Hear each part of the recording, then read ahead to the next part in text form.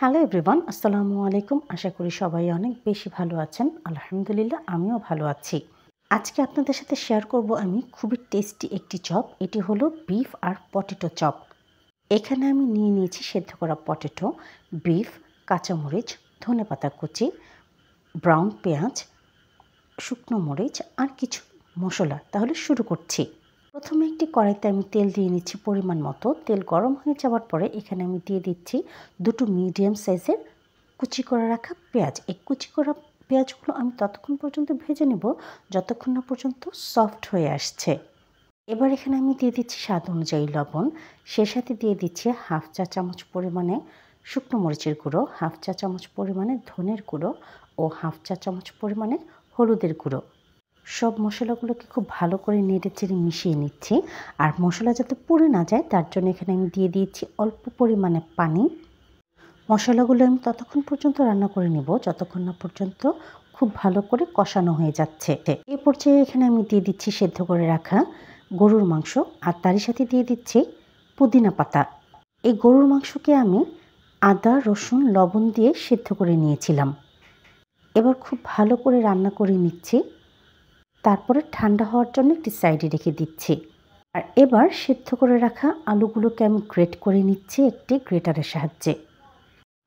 আর ভেজে রাখা শুকনো মরিচগুলোকে গুঁড়ো করে নিচ্ছি হাতের সাহায্যে। এবার এখানে আমি দিয়ে দিচ্ছি পেঁয়াজ বেরেস্তা। এবার এখানে আমি দিয়ে দিচ্ছি স্বাদ অনুযায়ী লবণ ও 1 টেবিল চামচ পরিমাণে কাবাব মশলা। আর তারই সাথে এখানে আমি দিয়ে দিচ্ছি 1/4 চা চামচ পরিমাণে জিরের গুঁড়ো ও কুচি করে রাখা পুদিনা পাতা। পুদিনা পাতা দেওয়ার ফলে খুব সুন্দর একটি ফ্লেভার আসবে এবং টেস্টও অনেক বেশি বেড়ে যাবে। এবার সবগুলো উপকরণ খুব ভালো করে মিশিয়ে নিচ্ছি। Please subscribe to my channel and press the bell icon, তাহলে নোটিফিকেশনটি সবার আগে আপনার কাছে যাবে আর ভিডিওটি সবার আগে আপনি দেখতে পাবেন। এবার এই মিশ্রণগুলোকে আমি 8টি ভাগে ভাগ করে নিচ্ছি।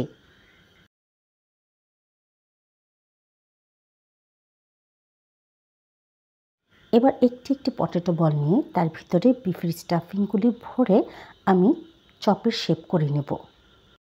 আমি যখন বিফের স্টাফিংগুলি ভরছিলাম তখন একটু সাবধানে করছিলাম, যদি বেশি হয়ে যায় তাহলে কিন্তু চপগুলি ফেটে যাওয়ার সম্ভাবনা থাকে। আপনারা অনেকেই আছেন যারা আমার ভিডিও দেখেন কিন্তু নাই সাবস্ক্রাইব করে দিচ্ছেন আমার ইউটিউব চ্যানেলটিকে আর নাই ফলো করে দিচ্ছেন আমার ফেসবুক পেজটিকে। আপনাদের কাছে আমার একটি হাম্বল রিকোয়েস্ট, আপনারা অবশ্যই সাবস্ক্রাইব করে দিবেন আমার ইউটিউব চ্যানেলটিকে এবং ফলো করে দিবেন আমার ফেসবুক পেজ তিন্নাস কিচেনকে। একই প্রসেসে কিন্তু আমি সবগুলো চপ তৈরি করে নিচ্ছি। চপগুলো রেডি হয়ে যাবার পরে এবার আমি ব্রেড ক্রাম্বসের সাহায্যে কোট করে নিব। এখানে আমি একটি স্লারি তৈরি করেছি ময়দা, পানি, লবণ ও শুকনো মরিচের গুঁড়ো দিয়ে। স্লারির মধ্যে ডিপ করে চপগুলোকে এবার আমি কোট করে নিচ্ছি ব্রেড ক্রাম্বসের সাহায্যে। আপনারা চাইলে এই চপগুলোকে সিঙ্গেল কোটিং বা ডাবল কোটিংও করতে পারেন।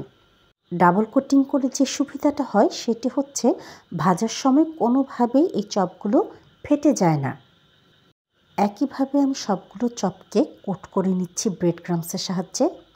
এই পর্যায়ে চপগুলোকে আপনি ফ্রিজে রেখে দেবেন 20 থেকে 30 মিনিটের জন্য।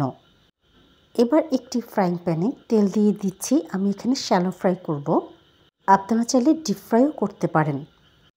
তেল যখন খুব ভালো করে গরম হয়ে গেছে তার মধ্যে আমি দিয়ে দিচ্ছি চপগুলোকে।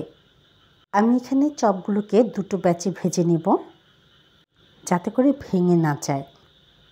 3 থেকে 4 মিনিট পর যখন খুব ভালো করে একটি সাইড ভাজা হয়ে গেছে এবার আমি উল্টে দিচ্ছি অপর পিঠ ভাজা হওয়ার জন্য।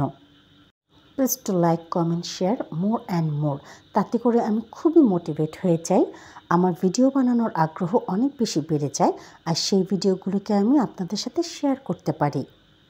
আমার চপগুলো কিন্তু ভাজা হয়ে গেছে, এবার আমি উঠিয়ে নিচ্ছি।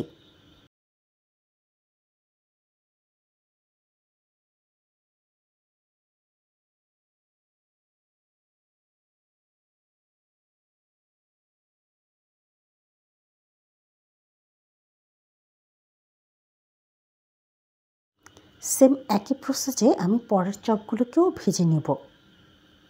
আপনারা এই চপগুলোকে ইভিনিং স্ন্যাক্সে খেতে পারেন বা যে কোনো সময়েও আপনারা খেতে পারেন। স্পেশালি বাচ্চারা যখন স্কুলে যায় ওদের যদি দিয়ে দেওয়া যায় স্ন্যাক্স হিসেবে, তাহলে ওরা খুবই মজা করে খেয়ে থাকে।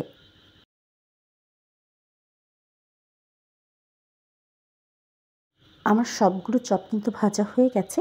এবার আমি আপনাদেরকে সার্ভ করে দেখাচ্ছি। দেখতেই পাচ্ছেন দর্শক, দেখতে কি পরিমাণে সুন্দর লাগছে। আর হ্যাঁ, সত্যি কথা, আলহামদুলিল্লাহ এর টেস্ট সত্যি খুব ভালো হয়ে থাকে। আপনারা একবারের জন্য হলেও অবশ্যই আমার এই রেসিপিটিকে ট্রাই করে দেখবেন। যদি আপনাদের আমার এই ভিডিওটি ভালো লেগে থাকে তাহলে অবশ্যই সাবস্ক্রাইব করে দিবেন, আমার ইউটিউব চ্যানেলটিকে ফলো করে দিবেন, আমার ফেসবুক পেজ ও ইনস্টাগ্রাম আইডি তিন্নাস কিচেনকে। সবাইকে আন্তরিকভাবে ধন্যবাদ।